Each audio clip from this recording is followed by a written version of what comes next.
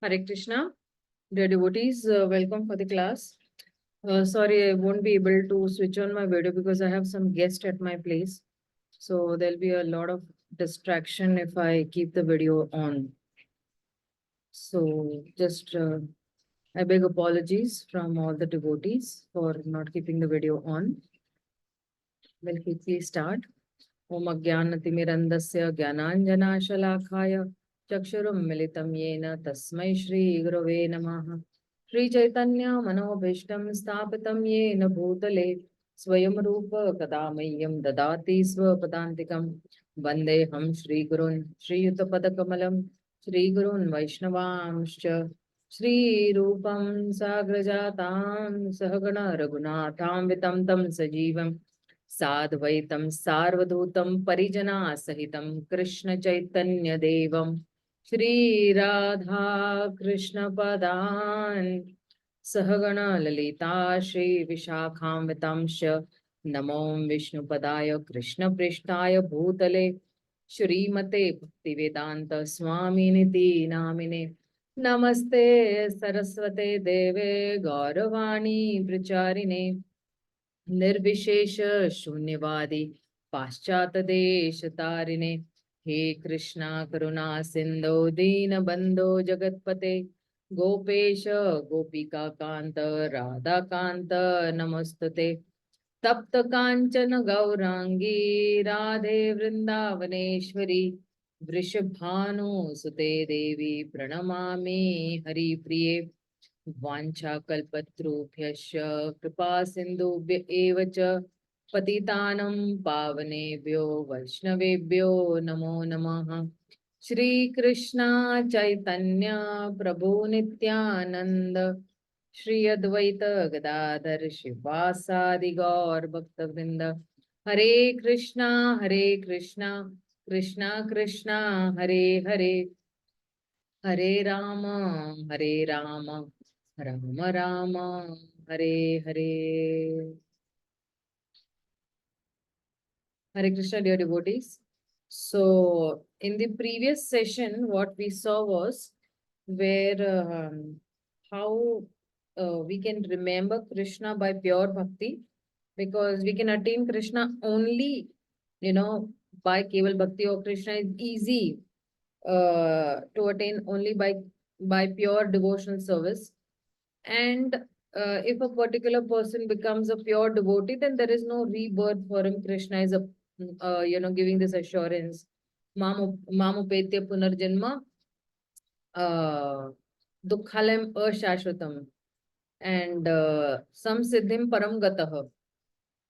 And then he says that there is no rebirth for one who has entered the spiritual world. And rebirth is there in all the different planets, right from Bhulok till Brahmalok.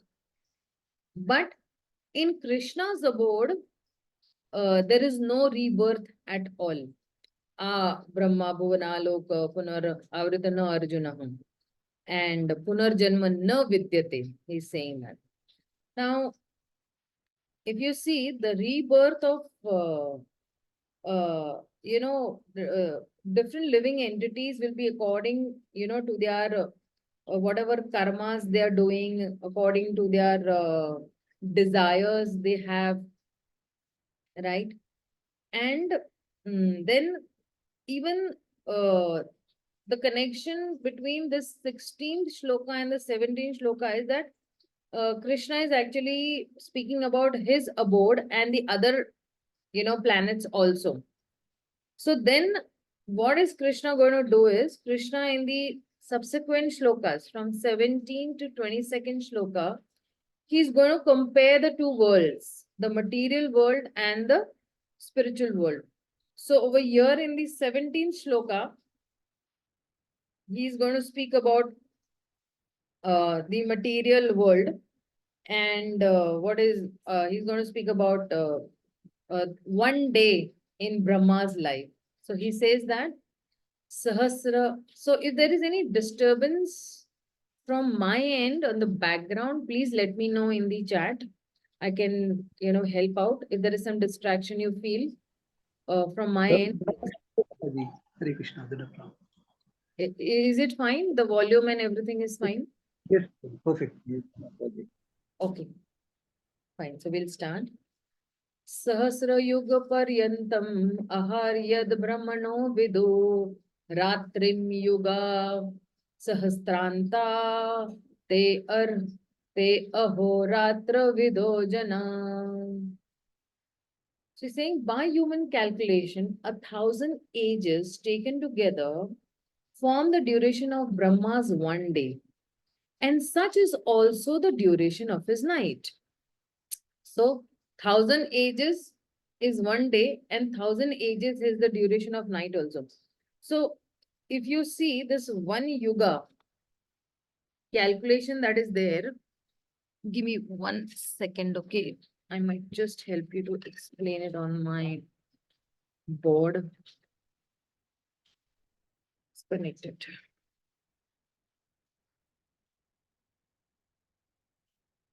So what he's saying over here is,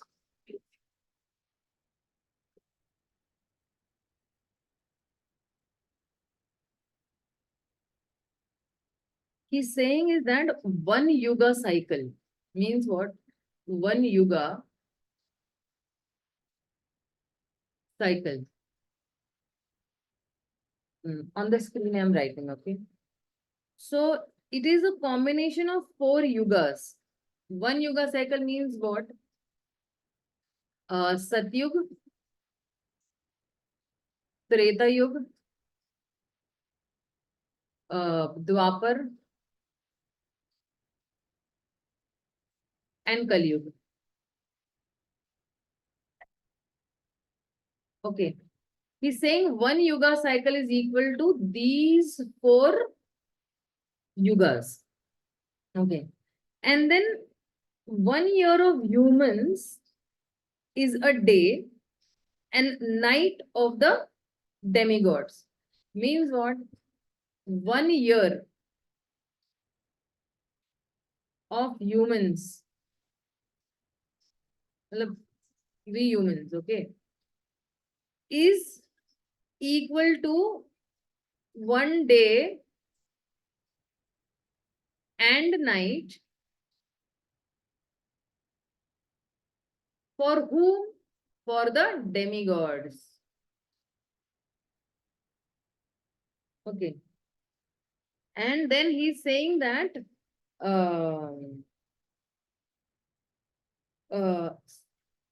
okay, this is 1 year. And then what is he saying is that the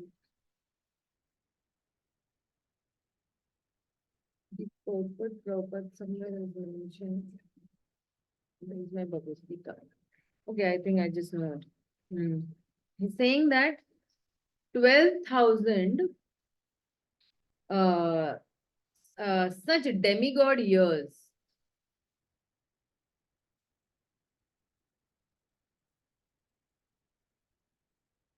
they make one Chatur Yuga.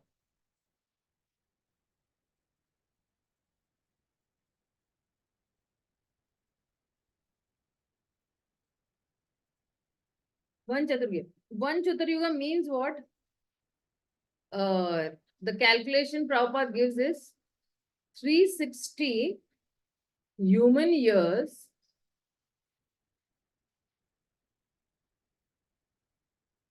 into this 12,000.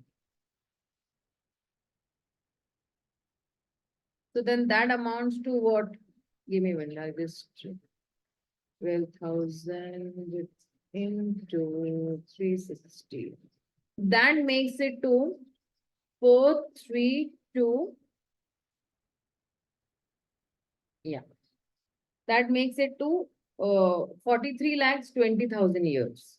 Human years, huh?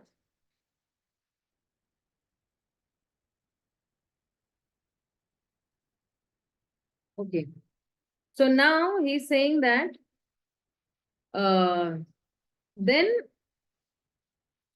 how is the calculation going? Okay.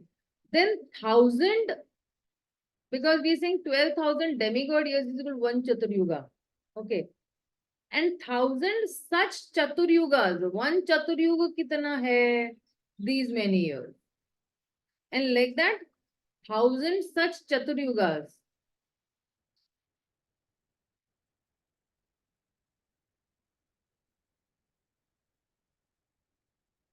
Make one day of Brahma.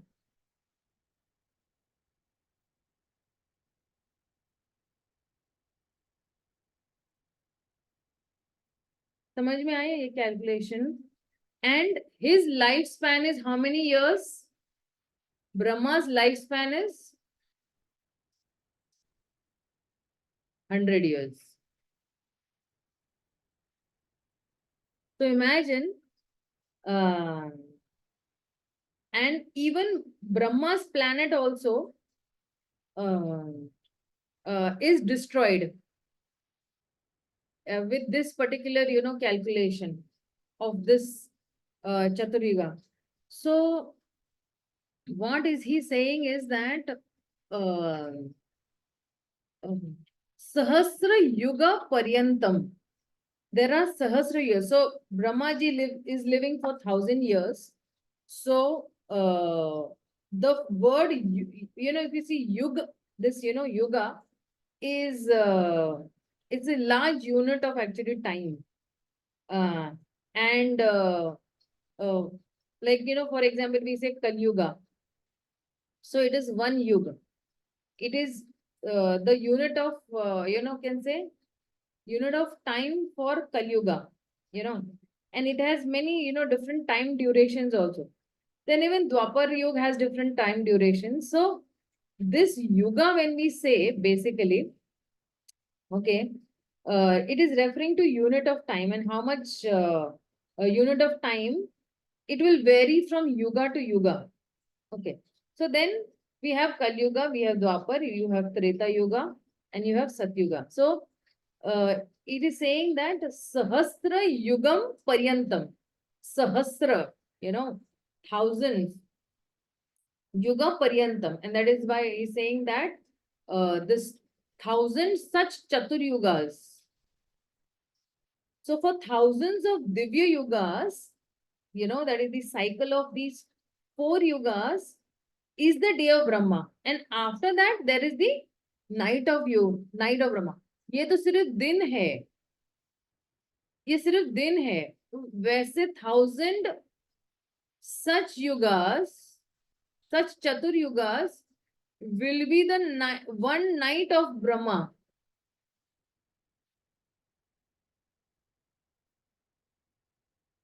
Like that. So this is what he's saying that, and after that there is the night of Brahma. So he's saying that Ratri Yuga, that Ratrin Yuga Sahasrana. So he's saying that even the night is also Sahasra Yugam. And so, see, there is this, cycle of Brahmaji's life also. And there is day also, which is long. The night is also long. And ultimately, he's saying that, Krishna is saying that, though it is Sahasra Yuga, Sahasra Chatur Yuga, but still it is temporary.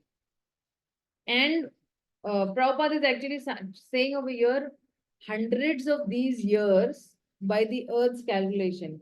So you can say that it will go into some trillions ka calculation, and by such calculations, this Brahma's life, it will seem that, oh, what a fantastic life Brahma is living, and it is interminable. But if you see from the point of view of eternity, it is just a very, you can say a very, flashing light, you can say, or lightning flash, you can say. बहुत क्षण भर में वो चला जाएगा, that way. So if you see in the causal ocean also, there are very innumerable Brahmas, they rise, they disappear, like the bubbles rise and they disappear in the Atlantic Ocean. So Brahma and whatever he has created, his creation, they all are a part of this material universe, and therefore they are in the constant flux. So very difficult to conceive that someone who lives for trillion years is like the duration of just some bubbles coming in the ocean. And Srila Prabhupada is also in the purport, he's comparing that uh, with the bubbles. The bubbles, they just last for very few moments. The waves come and then, the bubble keeps on bursting. So, actually, once we conceive this eternity, once we understand that what is eternity, it is going to last forever and ever. Then in comparison to eternity, permanent things that we are going to get, then everything is appearing very insignificant to us. And that is why, for us, on a very, very relative perspective, Brahma's life may seem, oh, very, very, very phenomenal, life he's living and as such. But Prabhupada uses, two metaphors in this case. He's using the bubble analogy also, and he's using lightning flash also. And both of these are what? These are temporary as such. So this is what has been said in this particular shloka. So we'll just wipe it off. And then he's saying that ahead in the next shloka, he's saying that Krishna is going to mention about the manifest and the unmanifest states of the material world. So he's saying over here that avyakta advyaktavya sarva prabhavanti ahar agame ratri agame pralayante tatraiva yakta samyake. So he's saying that at the beginning of Brahma's day, all living entities become manifest from the unmanifest state. And thereafter, when the night falls, they are merged into the unmanifest again. So you have you have the manifest and you have the unmanifest. So when actually, uh, when in the beginning of Brahma's day, what is happening is that all the living entities are coming into this manifest state. But when there is night, then they all go into avyakta state. They go into the unmanifest state. And that is why and this is how the living entities, they disappear and appear again. And as the days last and as the nights last, they get manifested and they get unmanifested. This is what Krishna is trying to say over here. Then ahead he's saying that because see, over here he's saying that in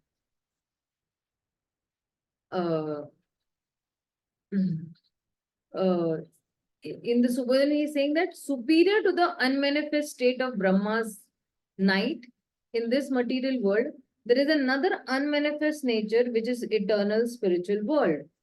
So now from the 20th shloka, he'll start speaking about the spiritual world.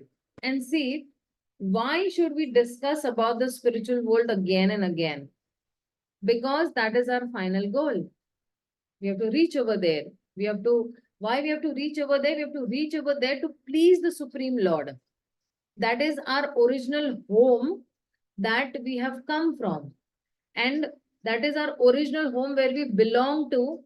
And that is why we should know that, okay, what is it over there? This, for example, somebody wants to go to New York. Okay, but he has no idea what is there in New York. But somebody who has been to New York and who has visited New York, he comes and tells somebody, that person, that see, New York is so nice and Las Vegas is so nice, and the United States of America is so wonderful. So that person has, a good idea about this New York State. And he will say, oh, even I wish I could go over there. So then what happens is that the desire to reach that place, the desire to actually aim for that higher goal will actually rise in the heart of that devotee. For example, I do not know only that I am walking on a path, but what is the goal, where I have to reach, what will I do over there after reaching? And that is why again and again we should hear about the spiritual world. What are the activities happening in the spiritual world so that uh, we can aspire to serve over there very nicely. For us, over here on the earth, it's a practice ground for us where we practice. And for us, the means and the goal are the same.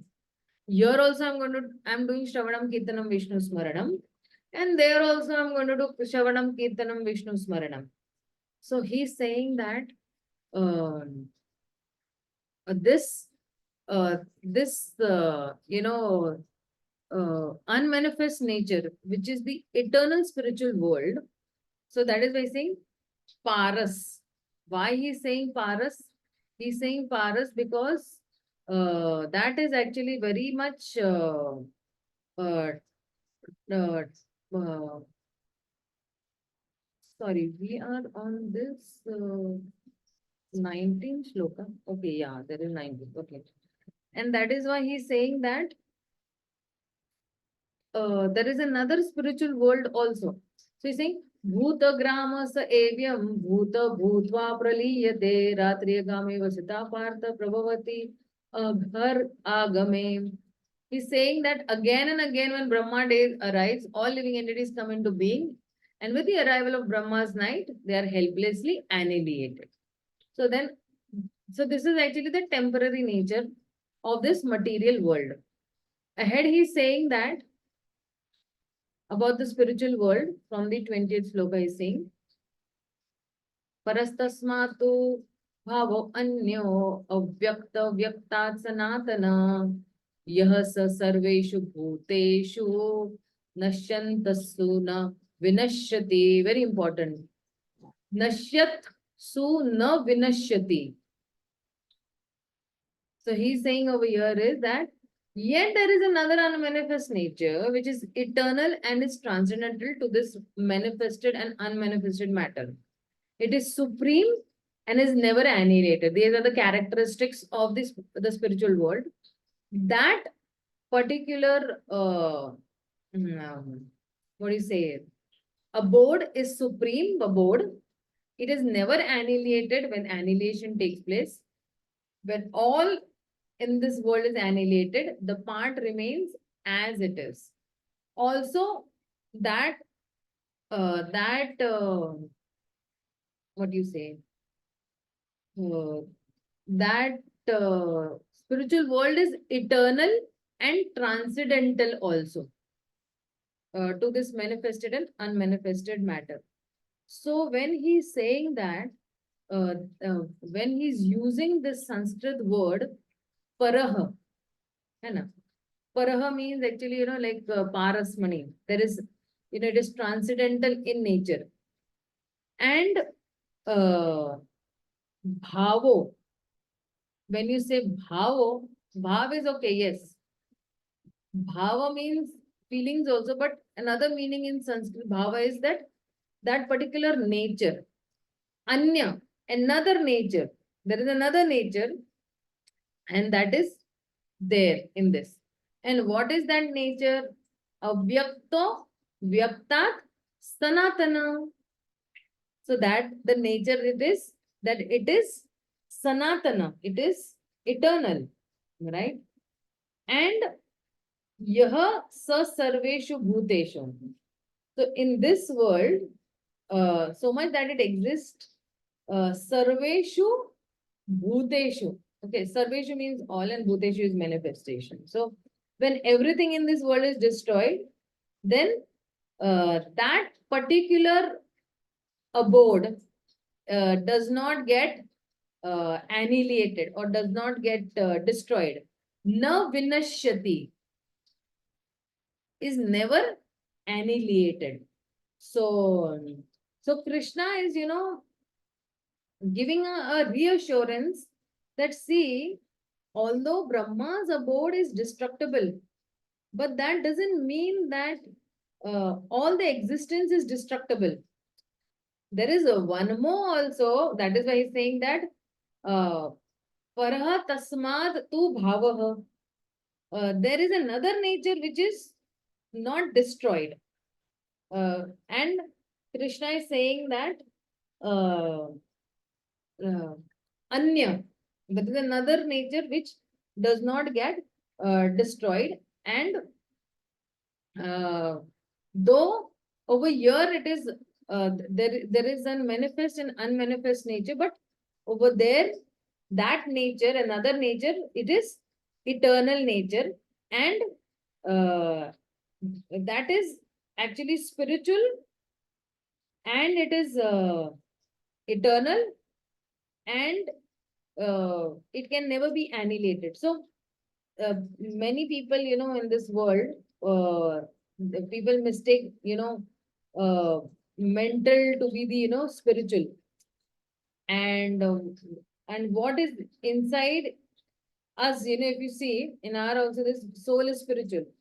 So Krishna is saying that there is another spiritual world which is actually has a superior energy. So even in Prabhupada's purport, if you see, that Krishna's superior energy is completely opposite in quality to the material nature. So what does completely opposite, when he's Prabhupada is saying, no, completely opposite in the purport. He's saying it is transcendental and eternal. Okay. And he's saying that it is completely opposite in quality to the material nature. So, when you say antimatter, in science, we have this antimatter. So, Prabhupada uses this notion of antimatter to present, the spirit. And that is why, if you see, Prabhupada has written a book called Easy Journey to Other Planets. And in that, he has said, antimatter. And so it is that spirit, and these scientists, they have this conception of antimatter. Uh, uh, Antimatter means something which, when matter and antimatter they come together, antimatter and matter, they both will get destroyed. So Prabhupada has said that no, this antimatter is not really anti, and it is not sufficiently anti, because this antimatter, to be truly anti, it has to be completely opposite to the matter. So it is not that when matter and this antimatter, they come, both of them will destroy. So the spiritual world and the material world, when they come together, both will be destroyed or annihilated. No, only the property of this, material world, that will be getting destroyed. And that is why he's saying that the matter may be manifest to unmanifest, but there is another bhava, there is another nature which is beyond these two also. Manifest and unmanifest nature say be something that is beyond, that is the spiritual world that is there. So, we have to actually understand the characteristics also of the eternal spiritual world. So, these are some of the characteristics of the eternal world, that uh, it is eternal, it is supreme, it is indestructible, it is transcendental to this manifested world, and, unmanifested. So, and it remains the same, it does not get annihilated. These are some of the characteristics we need to, know about the spiritual world. That is, and then only we'll get confidence that, oh, the place that I have to actually reach is such a wonderful place. And more, if you hear the dealings of Krishna and his devotees in the spiritual world, that will be another added advantage to reach the spiritual world and aspire for that goal in life. And then he's saying that Avyaktokshara iti uktastam aho paramam gatim yah prapyana nirvantante tadhama paramam mama. That which the Vedanta describes as unmanifest and infallible, that which is known as the supreme destination, that place from which having attained, one never returns, that is my supreme abode. So, when a person does not return back, that is actually Krishna's supreme abode. So, if you see that where Krishna is actually describing about this spiritual world, and uh, he is actually, if you see, uh, he is clearly now completing this link, is saying that Paramam Mamaha, that is my Tad Dhama. And Tad Dhama, that Dham of mine is the supreme abode. So repeatedly Krishna is talking about the person, how he will attain the supreme destination. And then what is that supreme destination? What will be that gati? You know, that gati, that final destination will be actually the supreme abode of the Lord. See, because if you see, when we started this chapter, right?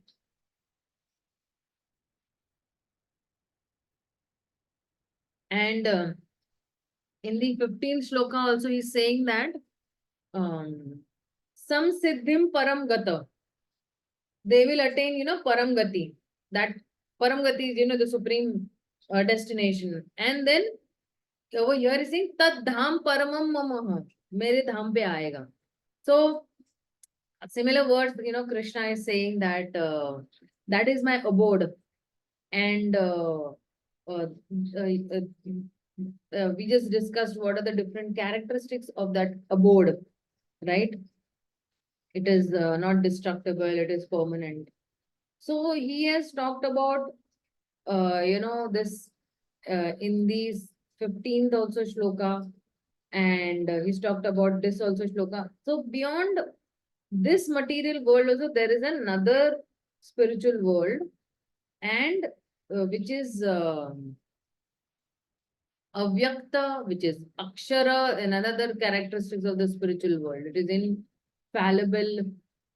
And Krishna said that it is beyond the manifest and unmanifest, matter. And that is why he is using avyakta. He's using same words, avyakta, which is using to refer the spirit self. And see, we have to understand that avyakta always does not mean the same thing. So, subtle matters are avyakta. And spiritual matters are also avyakta. So, if you see, in the 20th shloka also Krishna is talking about some subtle matter he's referring to. When all the material existence is withdrawn, then, what exists is actually the Mahatattva. That is the inactive Mahatattva. And that is in equilibrium and it is completely frozen. Mahatattva matlab kya na? Everything is frozen, everything is silent. And uh,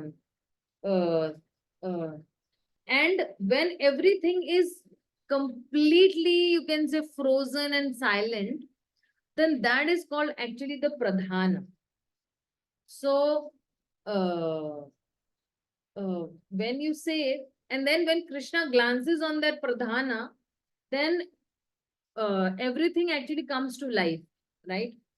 So that is why Krishna is saying over here that that is my spiritual abode that is there. And the next shloka he's saying that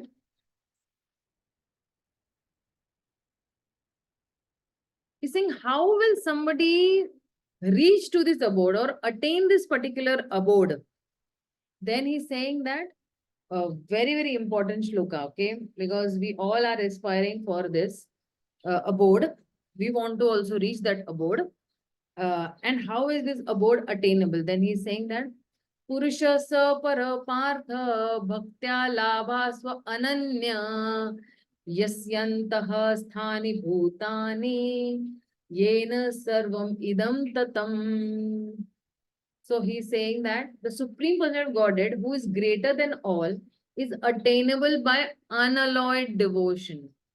Although he is present in his abode, he is all pervading and everything is situated in him. So see, what he is saying is that he's making, he makes it very clear. Purusha sa para partha. So the Purusha is what? This Purusha is Paraha, the Supreme than whom no one is greater than him. And how is this Purusha attained? This Purusha is attained by Ananya Bhava. Okay. When he's saying no, that Bhaktya Labhasvam Ananya, he's attained by Ananya Bhakti. And then he's saying that, okay, what is the special characteristic of the Purusha? So he's saying that Yasya Antasthani Bhutani. Yasya Anta means of all this material existence that is situated within him. And then he's saying Yena Sarvam Idam Tatam. So he is inside everything and everything is inside him. A very beautiful statement. He is inside everything and everything is inside him. And so somebody might wonder that he is inside everything. So how is it possible he is inside everything and everything is inside him? See, that is possible when we understand Krishna's inconceivable nature. He can manifest himself in multiple forms, one simple way also. And if you see, example like, Mahavishnu, okay. Mahavishnu is everything. Mahavishnu, everything is inside him, as Shirurakshay Vishnu, as the Paramatma, right? And he is inside everything. So, but he's saying that Yasya Antasthani Bhutani, that his, what is that effulgence called? Brahman effulgence that is there. It is all pervading. So everything is situated in the Brahman, and actually Lord is existing everywhere. And that is why he's saying that Purusha sa para partha. So the Lord is inside everything and everything is inside him. But when we will have devotion to Krishna, when we have devotion within us, then we attain his eternal destination. We'll attain his, supreme abode, and we'll attain the supreme person. So when we say attaining Krishna, attaining his abode, are the same thing. When we love Krishna, naturally we will return back to him, his abode. So that is why, he's saying that. Then how can we attain, Krishna? And Krishna is very clearly, giving us the indication. He's saying that bhaktya labhaya to ananya. It is only by bhakti alone I can attain the Supreme Lord, and not by any other process, only by bhakti. So if you see in, where Prabhupada is also saying that, he's saying that,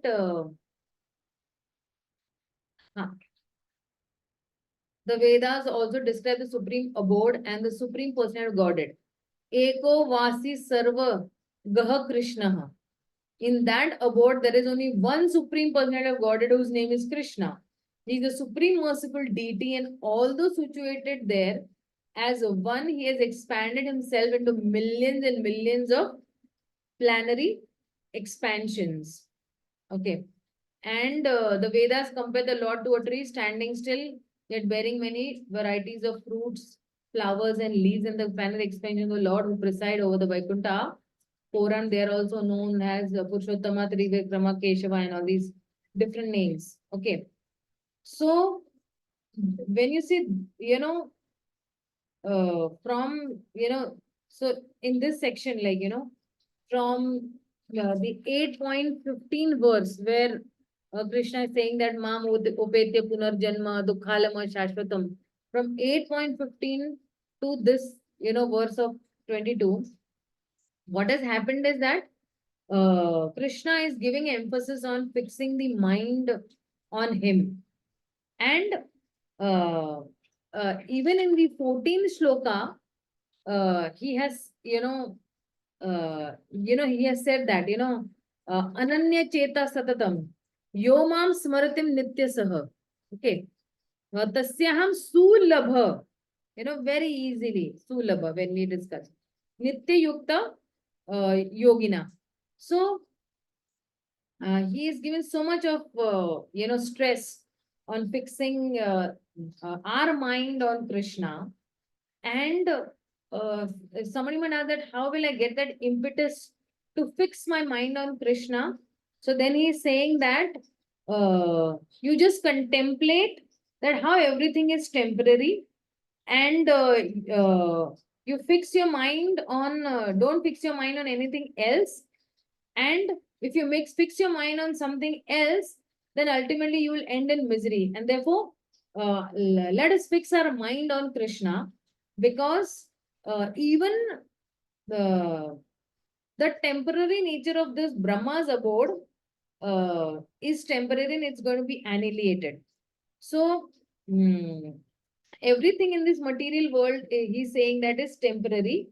And then there is an eternal spiritual abode of Krishna, which is our supreme destination, which is our, you can say, Param Gata, Param Dham, Param Pavitram, all these, you can say, adjectives are used for the supreme abode. And now when, when Krishna is saying that, okay, you can attain this abode by, pure devotional service. So then, what is, that, what do you say? Um, mm, what is the, the speciality of pure bhakti? He's going to actually give in these next 5 shlokas. So he's saying over here as Yatra kale dvam anavrittam avrittam jaiva yogina prayata yanti tam kalam vyakshami bharatavarshabha.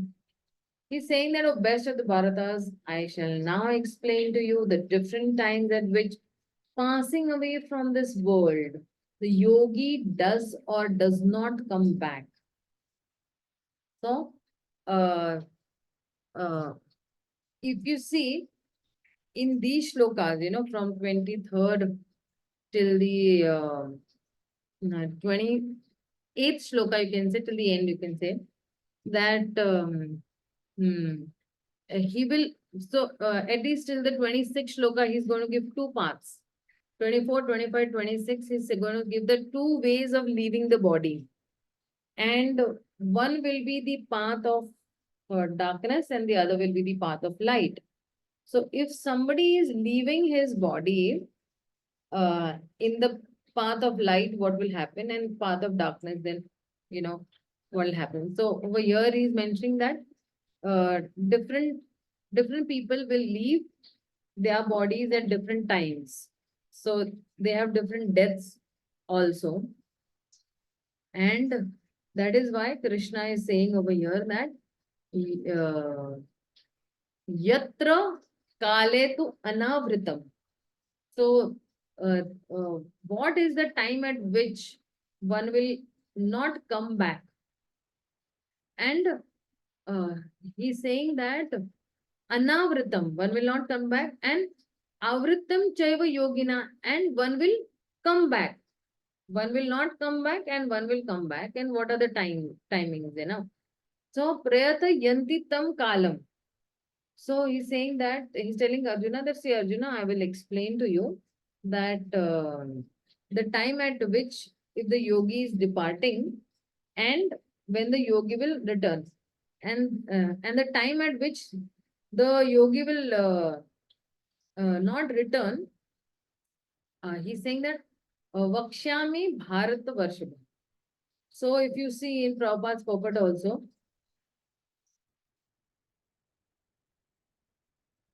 if the yogi is perfect, can select the time and situation for leaving his material world. But if he is not so expert, his success depends on his accidentally passing away at a certain suitable time. The suitable times at which one passes away and does not come back are explained by the Lord in the next verse, that is the 24th verse. And he's saying, according to Acharya Baldev Buddhabhushan, the Sanskrit word kala used here in reference to the presiding deity of time. So, kalah.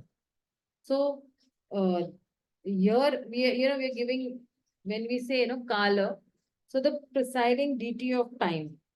And here we are going into some foreign territory, in the sense that what Krishna will be discussing over here, a lot of, you can say, initial or preliminary Vedic knowledge, which we are actually not very familiar with, okay, in our normal, course of our study of Krishna consciousness.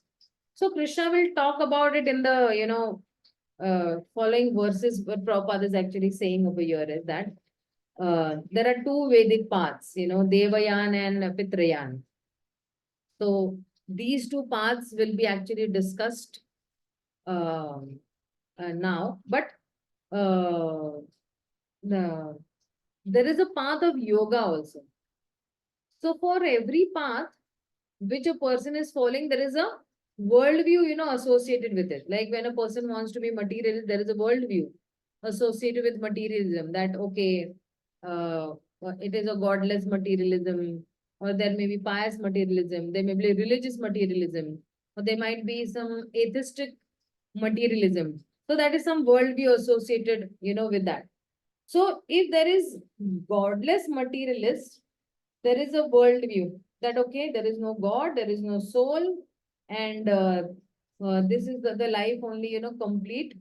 And this life is, you can say, this life is a competition for the survival of the fittest, and we have to fight, we have to enjoy in this world, and whatever success we get in this world, that is the only success and happiness we have when we die. Because when we are dying, everything will be finished in this, material world. Like that, there are many, worldviews people have, like, a map. A map may help us in some way to, navigate to a particular place. But if the map is wrong, then we cannot navigate that particular place properly. Suppose if I'm traveling to Mumbai from here and I have got the map of Kolkata, then no matter how much I'm trying to follow that map, I just cannot make any, progress towards Mumbai. So first of all, I have to have a correct map, right? But then when if the map is correct, the map may also not be very appropriate for me. Uh, that uh, that there is some difference between the correct map and the appropriate map.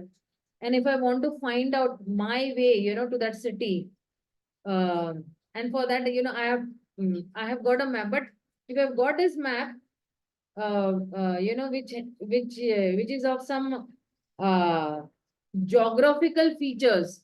Like there is a plateau and there is rivers and there is mountains and what kind of soil it has. And then I'm trying to find out where in Mumbai, this particular person's place is, using that map. That will not be really, really helpful for me. So the map also is not, correct.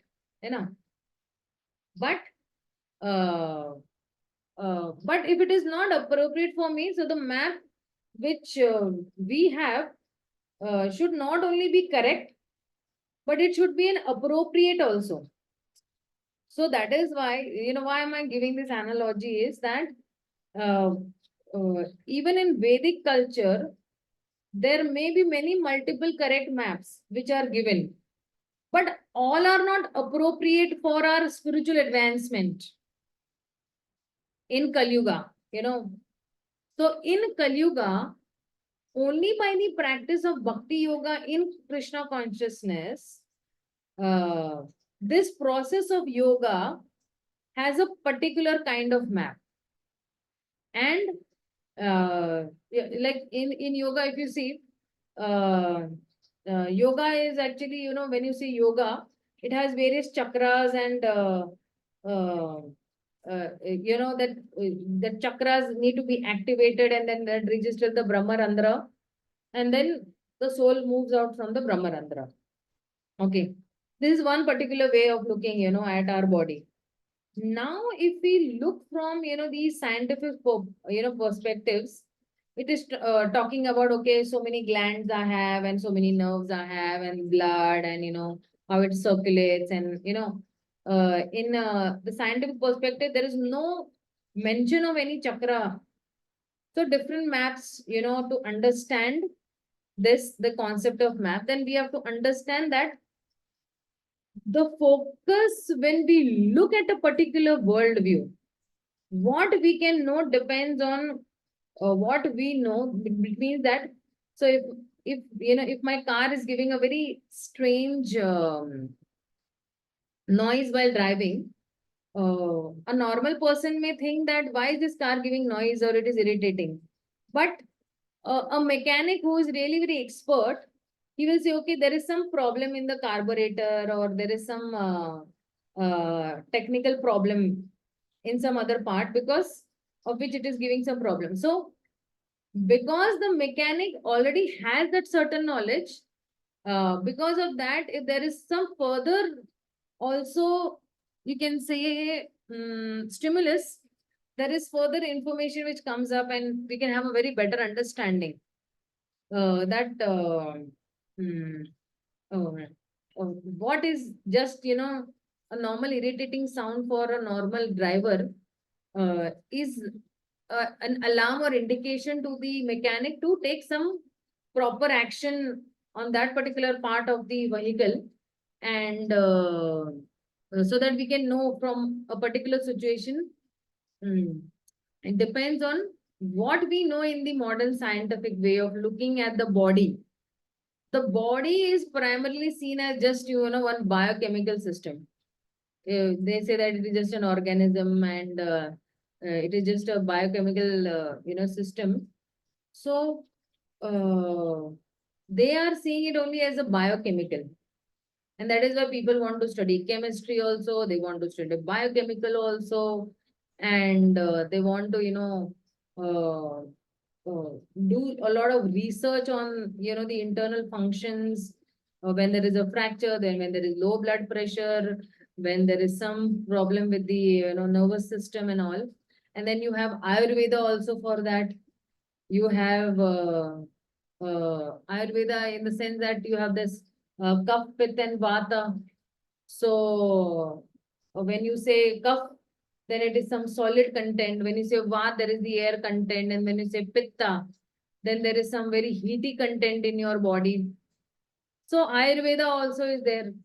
And that is why, even in the purport, if you see, Prabhupada is referring Ayurveda, Prabhupada is saying that, not in the purport and elsewhere, he's saying that uh, uh, he's saying that Ayurveda is better than all the other two also sections of medicine, that is the homeopathy and allopathy. And Prabhupada generally used to take Ayurvedic medicines only. So Prabhupada is not a very fanatical person, but Prabhupada is a very pragmatic, you know, we use whatever it works for us. So the point is that both are the maps, both maps look at the body in a particular way, in a very distinct way, and they are trying to solve the problem which is there in the body. So now, when we, so how can we reconcile these two maps? I have the same body, but depending on the framework which I'm looking at, I will see the body differently. And see, allopathy person might look at the body very differently and give some different, conclusion. And Ayurvedic person also will see it from a very different way. Okay. And dono ka treatment also will be very different. So that is why when we say, that we have different maps and the body is the same human body. But what I have to focus on?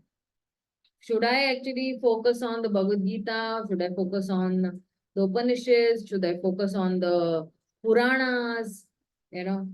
So all this, is there into our hands that how will we actually look into the pure bhakti yoga aspect. Okay.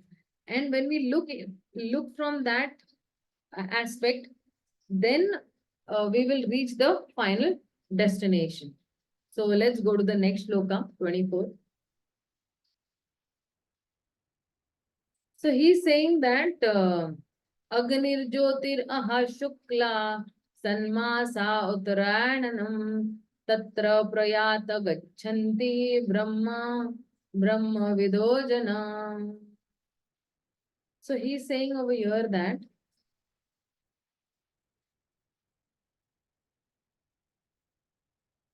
those who know the Supreme Brahman attain the Supreme by passing away from the world during the influence of the fiery god in the light at an auspicious moment of the day, during the fortnight of the waxing moon, or during the 6 months when the sun travels in the northern side.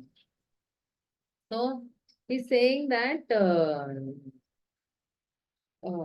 Agnir Jyotir Aha Shukla.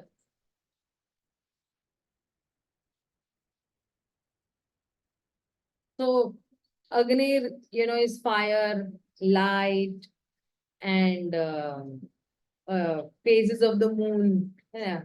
Or then it is Shukla Paksha or Krishna Paksha. Right.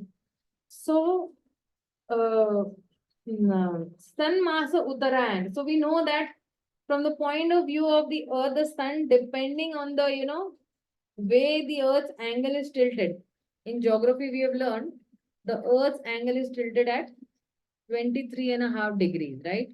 That is the relative position of the moon and relative position of the sun. Then there is Uttarayan and Dakshayanan. And if you see the whole, upper celestial appearance, including the sun, appears to be moving towards the north or towards the south, towards the Uttar side or towards the Dakshin side.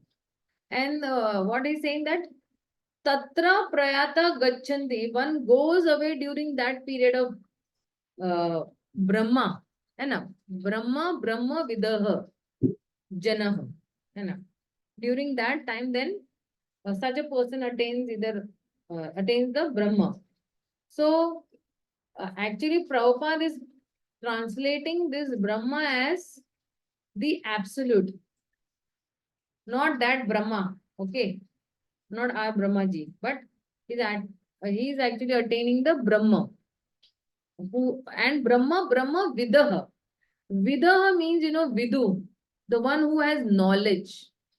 Okay.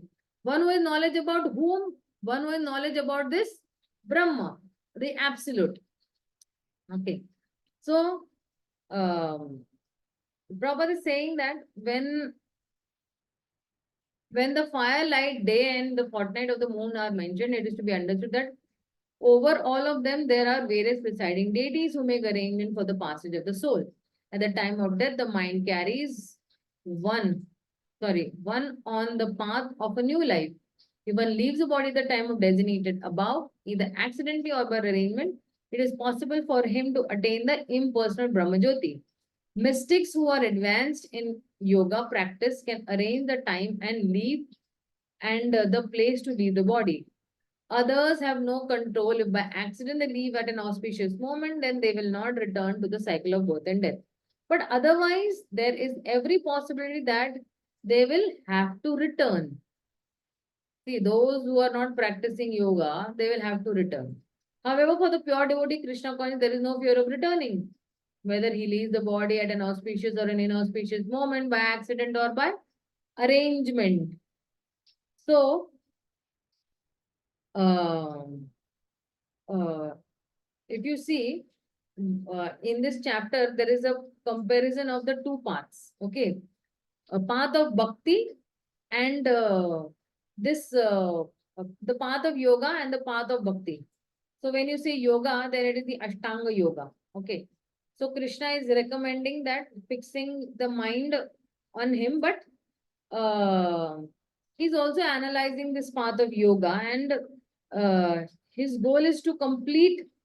Sorry, his goal is to compare and establish that how see bhakti yoga is only very easier. And when he's talking on this about this process of yoga, he's describing that how this yogi will depart when when the soul is departing. Then within that path of Ashtanga yoga, the Shruti, and it is in the Vedas also it is said, the Shrutis, that there are various devtas who are supervising, the different paths. And uh, they are supervising the different paths in the sense that um uh, different paths to leave the body, or taking the soul towards its onwards journey. Like for example, if a person is going in a train, so there are different railway stations, on the way also. And there are different station masters also of each railway station. And they are looking, after all that rails there, and, the passage of trains and everything. So in the same way, after death, when the soul is departing, then how the soul goes, or which pathway the soul takes, these different pathways are seen by the presiding deities. Like the station master is looking over, right? So when Krishna is referring over here to day, night, light, or many, such things, he's not referring to not only some, cosmic phenomena, but he's also referring to the deities who are in charge of that particular, ghatana. That when, if a person who is a Brahmo Vidoha, because he knows the absolute truth, okay, and his consciousness is such that he has uh, mastered over, or you can say that he has what is that word? He has pleased such deities. So those particular deities, will guide that person to the ultimate Brahman, and then and they will take the soul to that Brahman. So that is the focus, and how that focus will be fulfilled, that is by the purification path. So Ashtanga yoga involves some level of purification. And with that qualification, the yogi goes in that way. So now if the yogi is not so advanced, okay, maybe he's on an intermediate level. Then these set of deities do not guide that particular person. But another set of deities will guide that person. And who are those deities? It is actually described in the next verse.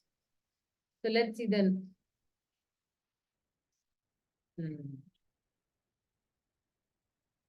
This 25th shloka, right?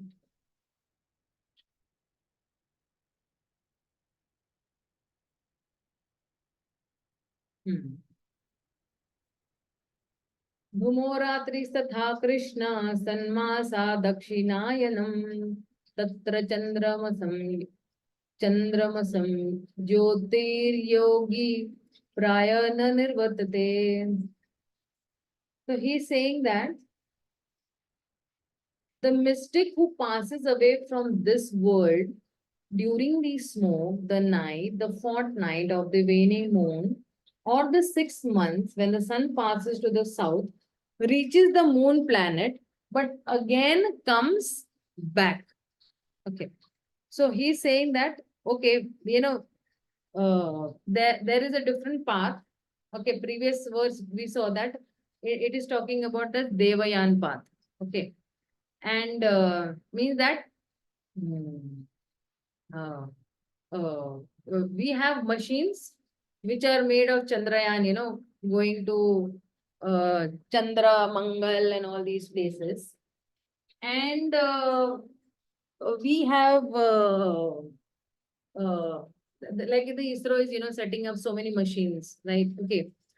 Like this is, so the idea is that Devayan is a particular path which is ultimately leading a person to liberation. And then again, Pitrayan also is another path which is leading a particular person to heavenly planet. But that Pitrayan does not lead somebody to liberation. So he's saying that Dhumo Ratis Tatha Krishna. Dhumo is smoke. And Ratris is actually the night part. Dhumo is Ratri. Okay. And Krishna means fortnight of the dark moon. He's saying that. Okay. And then he's saying that Satmasaha. Okay. So when I'm saying Krishna means actually it is Krishna Paksha. Okay. When you have Shukla Paksha and Krishna Paksha. And then he's saying that दक्षिणायन, अभी उत्तरायण का opposite क्या है, contrast में क्या है, दक्षिणायन. Okay. And then what is happening to such people? Then he's saying that Chandra Masam. Okay. So what is happening to that yogi is that the person who's going there, that person goes to the moon planet and live on the moon planet for how many years he's living? He's living for maybe 10,000 years. Because if you see, when previously we saw the demigods ka lifespan kitna hai? 10,000 years, right? That is the demigod calculation. And then he returns back. Where does he return back? He returns back to this earth planet again. So if a yogi is attempting to leave his body in time, which is preferable, but if he misses that, still he will not get, zero result, because such yogis also, they get a result, but the result that yogi will get is that he is elevated to the Chandra Loka, or the moon planet. And the yogi goes to the heaven, but after staying in the heaven, okay, and we know heaven is not eternal. So he comes back to this earth. And that way, this yogi, what does he do is that prapya nirvantante. After achieving that planet, then what happens? Nirvartate, he comes back.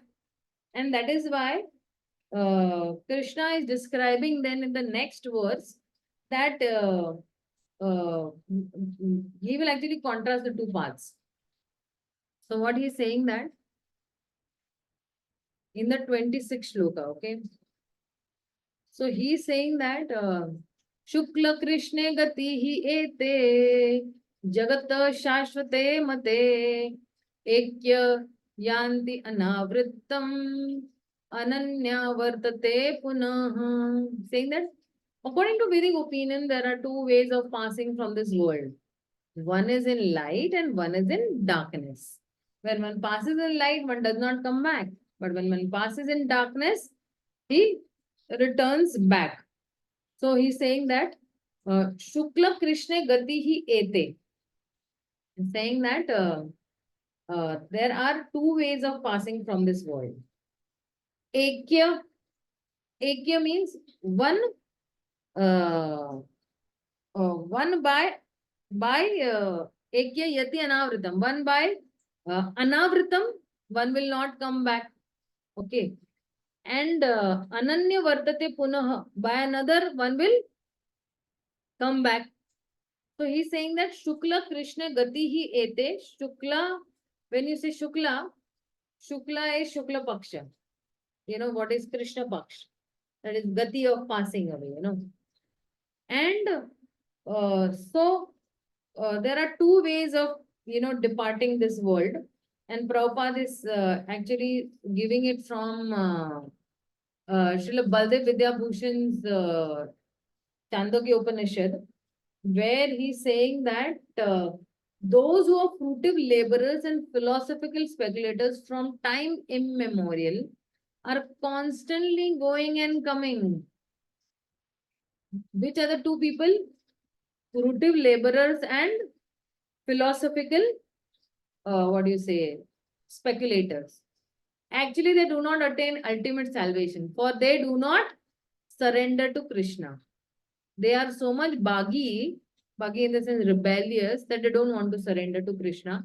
And that is why they keep on coming and going. So if you see in Baldev Vidyabhushan's commentary also, na, he's analyzing very extensively in Govinda Bhashya, where um, uh, even Prabhupada is also quoting, you know, not very literally he's quoting away, but just at this particular time, because there is sometimes an overlapping in time also, or some contradiction may happen.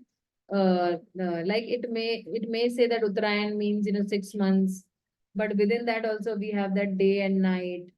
So in Uttarayan in daytime, but then what about if it is night in Uttarayan, or what about if it is day in Uttarayan? So what will happen? There are many complications over there, and that is why he's referring to the deity of Kala. And uh, and there are two parts of leaving this world he's talking about, you know. So the whole point of this discussion is that actually there are a lot of very precise factors that, you know, have to be taken care, and that is how one will attain some spiritual success in the spiritual journey. And if one will not take care of those, then one will not attain success. So, in the next shloka, no, because see, if you see that at the time of death, no, this mind will carry one to the very new life, and at suitable timings only people will return to the spiritual world and not return back to the material world. But uh, no. Krishna is telling Arjuna that, see, there is don't need to, you know, bother much about it. And if somebody is Krishna conscious, then definitely he will not return back to this material world. For him, whatever time he will leave, that time will be an auspicious moment by the arrangement of the Lord, or even if it is by accident also. So when a person is completely surrendered to the Supreme Lord, then uh, they are completely at the mercy of Krishna when Krishna wants, them to leave, and they will reach the spiritual world back home, back to Godhead, right? So then in the next shloka, where it's saying that, let's see the next shloka. नैते श्रुति पार्थ जान जानन्यो योगी मुह्यन्ति कश्चन तस्मात् सर्वेषु कालेषु योग युक्त भवर्जुन. So he's saying that although the devotees know these two paths, Arjuna, they are never bewildered. Bewildered, yani, they know this path, but they don't care about these things, like, because they are always fixed in devotion to Krishna. So we are at the mercy of Krishna. Whether Krishna wants us to live in this way or that way, we don't have to bother about whether I live in Uttarayan or I live in Dakshinayan, whether I live at an auspicious moment or whether I live in light or dark.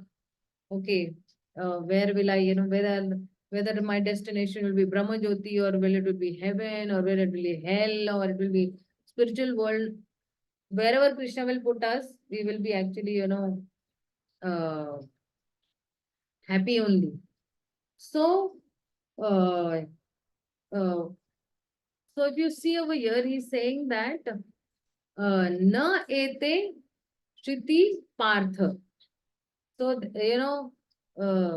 different path when you say, okay. So, these two different paths, even if one is knowing, he's saying that yogi muyanti kaschana. So, yogi is not, muyanti, is not bewildered. Okay. And therefore, what should one do then? Tasmad sarveshu kaleshu. Okay. This word, na, tasmad, is very nice, interesting, Tasmad ekena manasa bhakti yoga. What is that shloka? Tasmad ekena manasa in the Bhagavatam.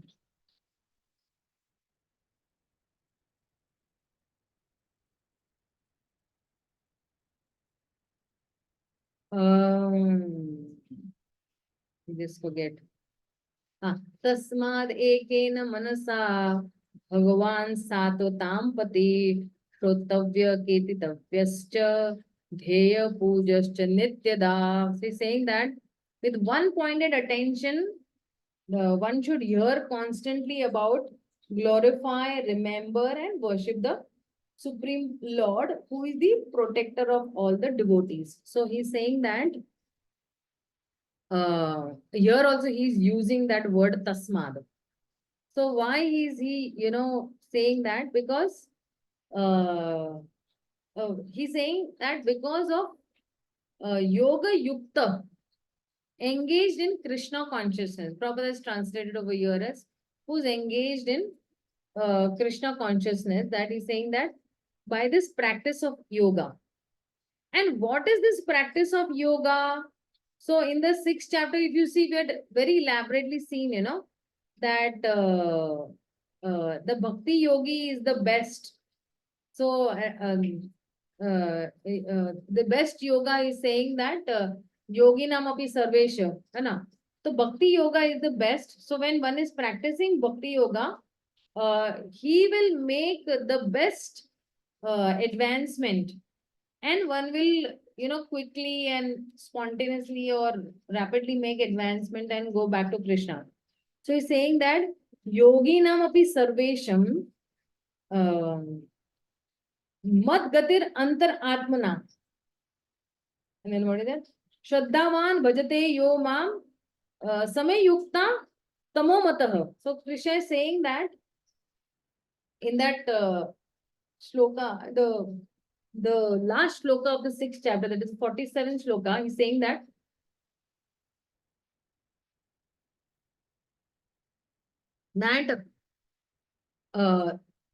the best yogi is that yogi who remembers me at the time of death and he returns back to me.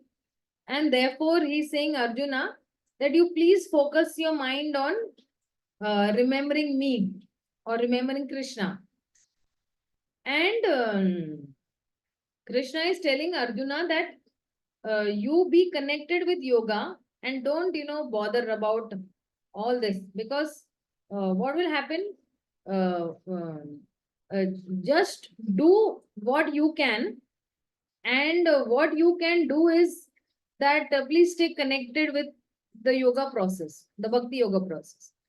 And uh, then Krishna will recommend that yoga uh, uh, uh, where we will see that directly he will, and explicitly he will give that particular yoga where the yogi will, come back to him only and not go anywhere else. And over there also, in that chapter also, Krishna has mentioned about that process of Devayan and Pitrayan and all these, places. So here he's saying Yoga Yukta.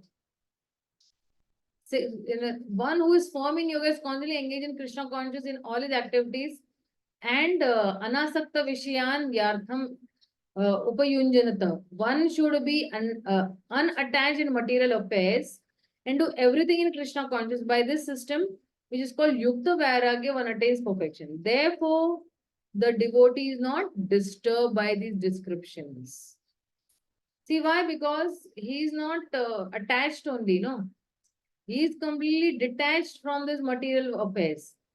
And anybody who is detached, he's not going to bother only whether what destination I'm going to attain. So, and because he's not disturbed, and he knows whatever his path is, whatever his destination is, then he is guaranteed to go to the spiritual world by his own bhakti or devotional service. So, uh, elsewhere also, actually, Srila Prabhupada writes that a devotee does not have to worry, too much.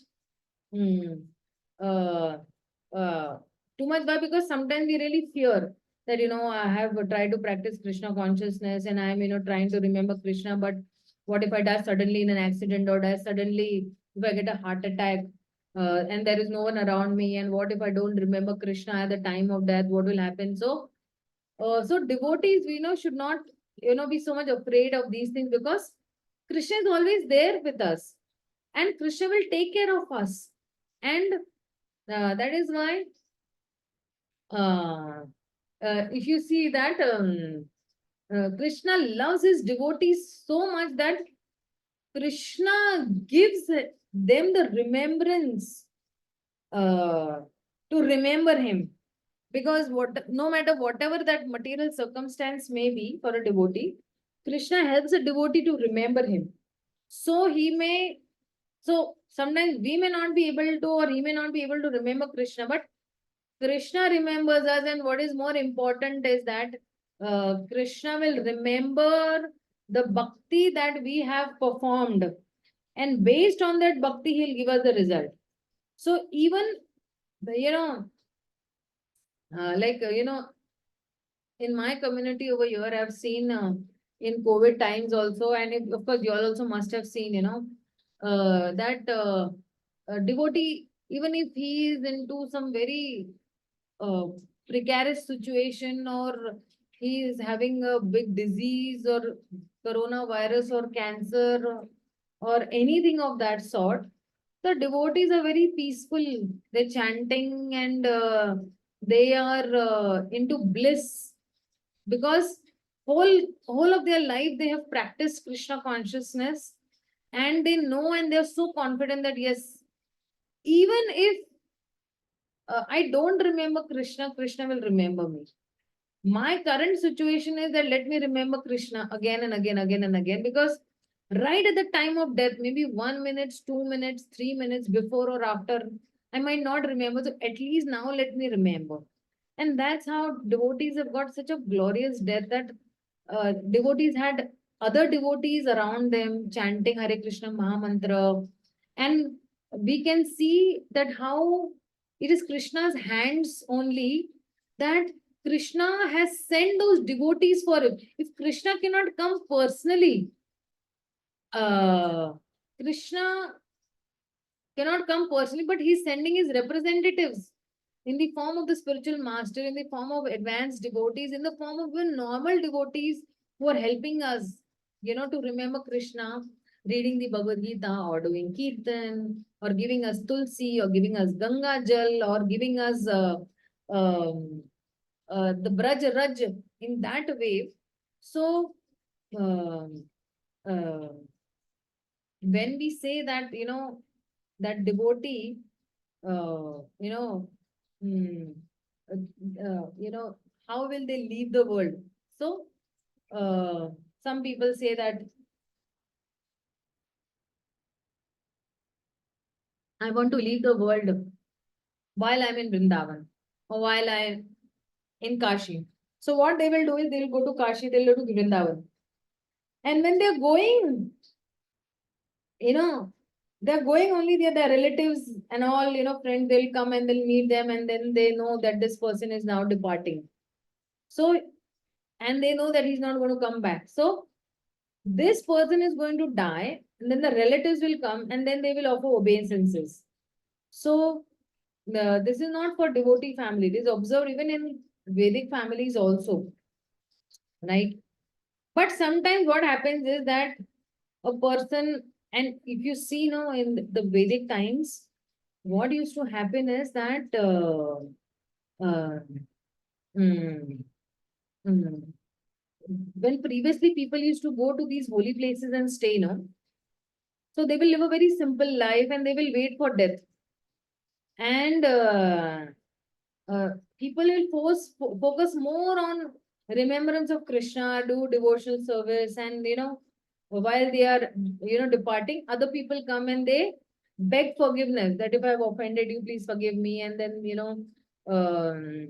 there is a last tearful meeting, you can say, and then this person leaves. So the idea is that one should prepare oneself to remember Krishna. So lifetime is a preparation and death is an examination. That's what they say. So and these holy places, what they are offering, these holy places, they are offering the best possible environment or settings for remembering Krishna. So when Krishna is saying that yogis are not bewildered, that does not mean that we should only rely on Krishna's guarantee. Oh, Krishna, I'll take care of me. I don't have to do anything. No, we have to do something. And what we have to do is that Krishna says that yoga yukto bhava Arjuna. So we have to actually practice. We have to stay connected with Krishna. We have to very honestly do our devotional service. Then we don't have to bother about what will happen in the next moment or what will happen at the time of death. What will happen to me when I die? So I don't bother or have to bother about. But what I do have to bother about is that how am I doing what I can do uh, you know, uh, when uh, when I am, passing these years, okay. So, what will I be doing before death, and what I am going to practice before death? So that is why Prabhupada is all the time saying, that chant Hare Krishna and fix your mind on Krishna, and this process we'll follow, then we don't have to bother much about the death. And that is why you see devotees keep practicing Krishna consciousness. Prabhupada also, if you see the example of Prabhupada also, that Prabhupada was 69 when he's traveling to America. He could have practiced bhakti yoga remaining in Vrindavan, right, where he was before going to the US. But he wanted to carry the blessings of Vrindavan for everybody. And that is why he went all around the world and he preached. and he helped them to come to Vrindavan. With Vrindavan consciousness, through that, cultivation of Krishna consciousness, and at the end of his life, he returned back to, Krishna. And now Prabhupada wanted to instruct his disciples that how they can pass, the life's final examination. So as a devotee, we have to arrange our life in such a way that as we grow older, we intensify our bhakti. But focus, focus in our life is not only preparation for death. Our focus is more on the development of our relationship or a development of love. And when we develop that love for Krishna, then the other things will automatically be taken care of. We will be able to remember Krishna in all stages of life. And which Krishna is assuring even in the next shloka. So let's see the next shloka. So he's saying that Vedeshu yagneshu tapasu chaiva daneshu yad punya phalam pradishtam atyeti tat sarvamidam viditva yogi param sthanam upeti chadyam. So he's saying that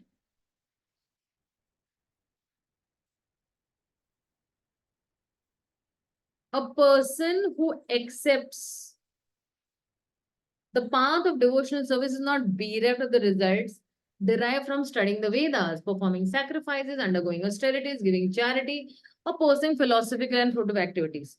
Simply by performing devotional service, he attains all these.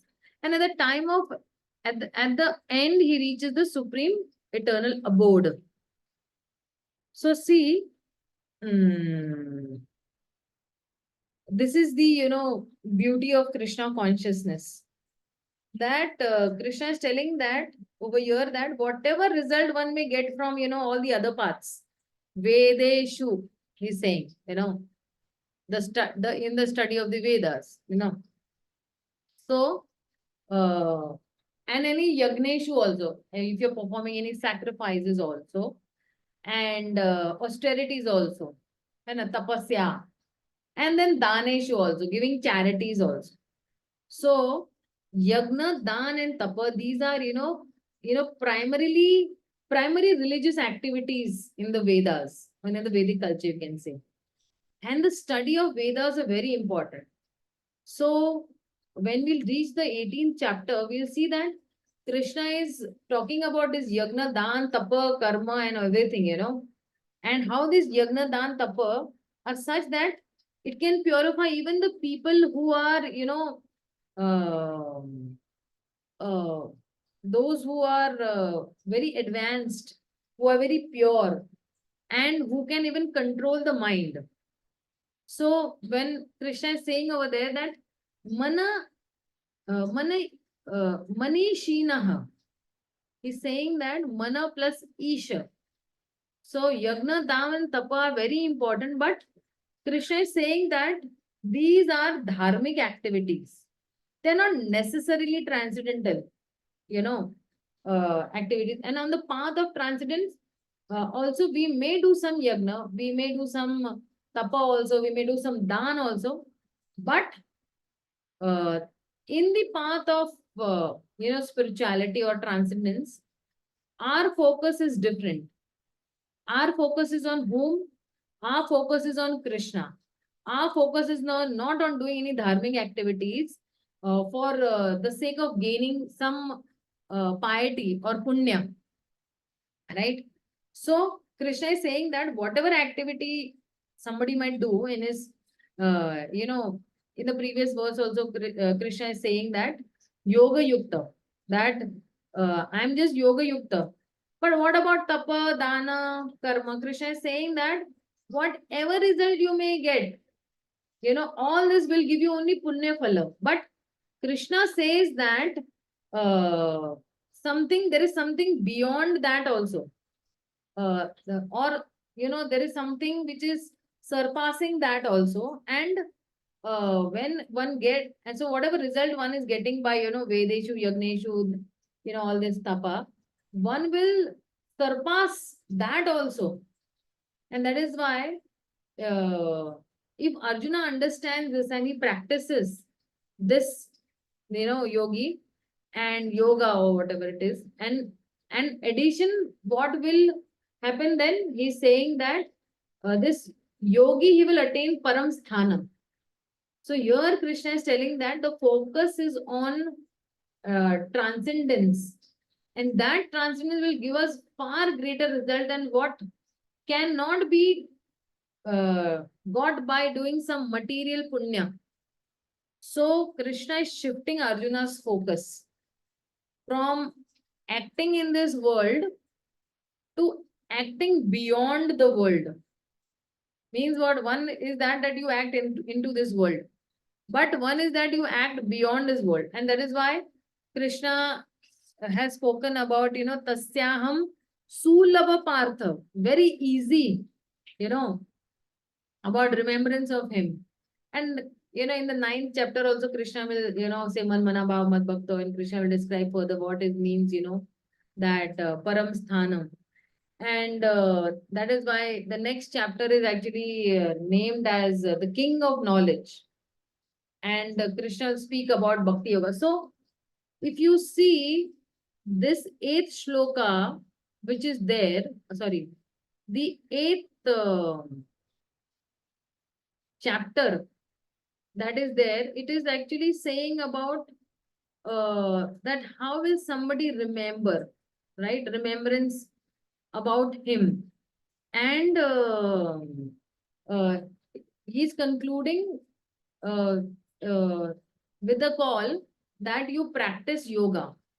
And over here, yoga is not meaning that Ashtanga yoga. What it means that we focus on the transcendental goal and we stay connected to that goal. So Prabhupada's purport says that, it is very, very, progressive purport. If you see a very wonderful purport where Prabhupada is saying that one has to study the Vedas under the guidance of the spiritual master and undergo many austerities and penances while living under his care. A brahmachari has to live in some home of the spiritual master like a servant, and he must beg alms from door to door and bring him to the spiritual master. And he takes food only under the master's order. If the master neglects to call the student for food, that day the student fasts. These are some of the Vedic principles for observing brahmacharya. And then, from brahmachari life, he can marry into a householder life, and, he can move forward. So the study of the Vedas is not meant for, recreation or some, proper armchair, speculation. But the study of the Vedas is for the formation of my character. So when I am studying the Vedas from my spiritual master, from, where the brahmachari is studying from the age of 5 to 20, which means that in brahmachari life, then I become a man of good character. And then when I come to the Grihastha ashram, then I'm retiring from the Grihastha ashram, then I'm moving forward to the Sannyas ashram. And Prabhupada is saying that this is the beauty of Krishna consciousness, that however, that by one stroke, by engaging in devotional service, one can surpass all the rituals of life, right? And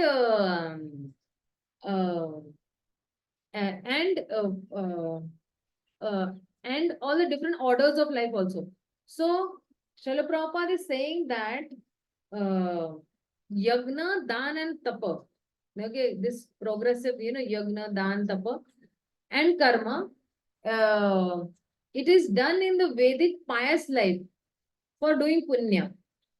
And the brahmachari ashram, the grahastha ashram, the vanaprastha and sannyas are these ashrams which are, embraced All these, are good, but they are progressive. However, if one gets bhakti, uh, it is one step up and he can quickly move forward. And in one stroke, he gets the result of devotional service by, engaging in that supreme result in life. What is that supreme result? That supreme result is that one will get love of Krishna. One will get that uh, love of Krishna, which is very selfless. Krishna loves us very selflessly. So we should also love Krishna very selflessly. And one will get that param sthanam also. Like, like when one person will get $1,000,000, then $5 and $100 and, $5,000 are also, included in that, right? So, like that, if one is getting that param sthan means what? You make a place in Krishna's heart. Okay. The love of Krishna, then everything else is there, included in that. And then Prabhupada is also saying that what one should do then, one should start studying the Bhagavad Gita from a devotee. And one should learn Bhagavad Gita from a devotee and not from any mental speculator. He's saying that. Why mental speculator? Because they will not be able to understand Krishna, those who are speculating. And that is why that how we should study the Bhagavad Gita and love for Krishna will eventually emerge.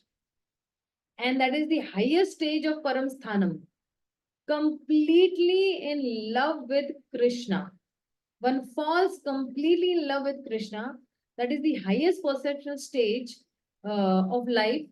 And that is why then it will enable that devotee to get himself transferred to Krishna's abode in Golok Vrindavan, where he will be eternally happy.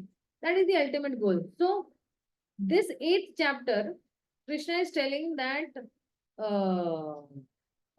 there can be some material adjustments by different kinds of material adjustment. One can get some different material results, but uh, by this, one can gradually attain Brahman, and he can be very steadily fixed in yoga. He can get the result of yagna, dana, and tapa, and beyond that, one can get some transcendental. Therefore, he's saying that you be fixed in yoga. And how the best yoga will be is actually bhakti yoga. And even actually in the 6th chapter also, Krishna is saying that the best yoga is the bhakti yoga. And again, in the 9th chapter also, Krishna is going to stress about the bhakti yoga. In fact, in the 9th chapter, Krishna is going to give us the first drop of that bhakti, prema bhakti. First drop of prema bhakti we will receive in the 9th chapter. So with that, what I'll do is I will rest my speech. If anybody has any queries, questions, doubts, you all can ask me.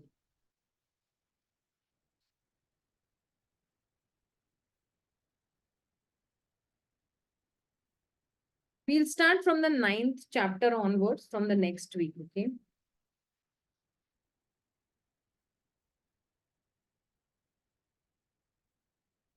So the 9th chapter is also small chapter. Maybe in 3 parts we might finish that because it's only till shloka number 20, the 9th chapter. Sorry, it's still shloka number 20. Okay, 33, 34 only. Yeah, it's a small chapter, not a very big chapter. In 3 parts, we should complete it.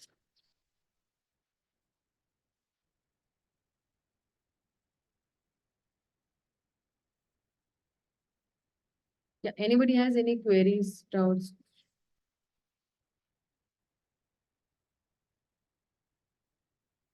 Okay.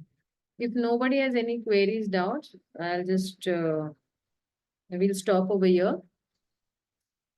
Srila Prabhupada की जय, श्री भगवद गीता की जय, गौर भक्त वृंद की जय। हरे कृष्णा, हरि बोल। Thank you, Mataji, for nice.